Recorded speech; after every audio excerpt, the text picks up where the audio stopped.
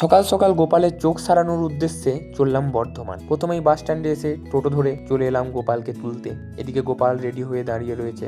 Gopal signal দিতেই টোটো ছেড়ে দেয়। এদিকে আমরা একটু ক্যামেরার সামনে পোজ দিতে থাকি। তারপর চলে আসি আমাদের বড়লোকিয়া স্টেশনে, যেখানে দিনের বেলাতেও লাইট জ্বলে। তারপর টিকিট কেটেই চলে যাই 2 নম্বর প্ল্যাটফর্মে। ট্রেন আসতেই ঝপাত করে উঠে পড়ি আর পকাত করে একটা ছোলা সিদ্ধ কিনে খেতে লাগি।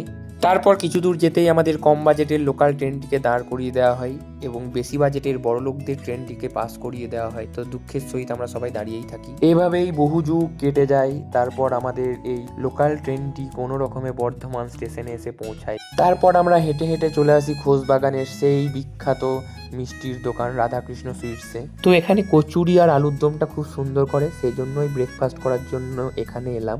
মাঝে মাঝে ছোলার তরকারিও করে, যেটা আজকে করেছিল।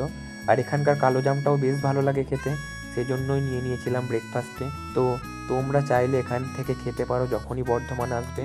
এখানে খাবারগুলো হাইজেনিকও হয়। তো যেহেতু হাতে অনেকটা টাইম ছিল, তো সেই জন্য চলে এসেছিলাম বর্ধমান আর্কেডে। তো এখানে বিভিন্ন রকমের ফোনের কভার পাওয়া যায়, আর বাঙালিদের 12 মাসে 13টা ফোনের কভার কিনতেই হয়। তো সেই জন্য আবার চলে এসেছিলাম একটা বন্ধুর জন্য কভার কিনতে। তো এই সেকশনটা পুরোটাই ফোনের কভারের জন্যই স্পেশাল দোকানগুলো আছে। আর এদিকে আইনক্স যাওয়ার লিফট। তো এখনো আইনক্স একবারও যাওয়া হয়নি। এদিকে গোপাল ওর মোবাইলে নতুন স্ক্রিন গার্ড লাগাচ্ছে পুরোনোটাকে বদলে, আর আমি এখনো আমার পুরোনো জনকে নিয়েই পড়ে রয়েছি। গোপাল ওর পুরোনো ফোনকে ঝাঁ চকচকে নতুন করে ফেলেছে, সেই দেখে আমিও একটা কভার লাগিয়ে নিলাম। তো আমার ফোনটাও নতুন হয়ে গেল। এসেছিলাম এক কাজে আর করে ফেললাম বহু কাজ। তারপর লোকাল বাসে চেপে চললাম এখন দিশা হসপিটালের উদ্দেশ্যে। তো 10 মিনিটের মধ্যেই পৌঁছে গেলাম এই দিশা আই হসপিটালে।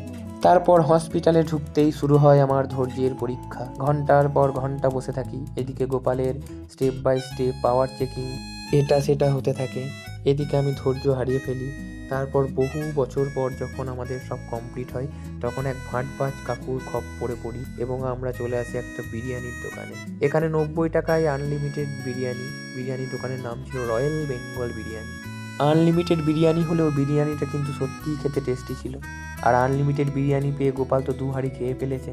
তারপর আমরা চলে আসি স্টেশনে এসেই পেয়ে যাই জয়নগর। তারপর জয়নগর ধরেই চলে আসি বাড়ি। তো এই ছিল আজকের ভিডিও। ক্লান্ত শরীরে অর্ধ ঘুমন্ত অবস্থায় ভয়েস ওভার করেছি। ভালো লাগলে লাইক করো, কমেন্ট করো, সাবস্ক্রাইব করো। Tata, bye bye.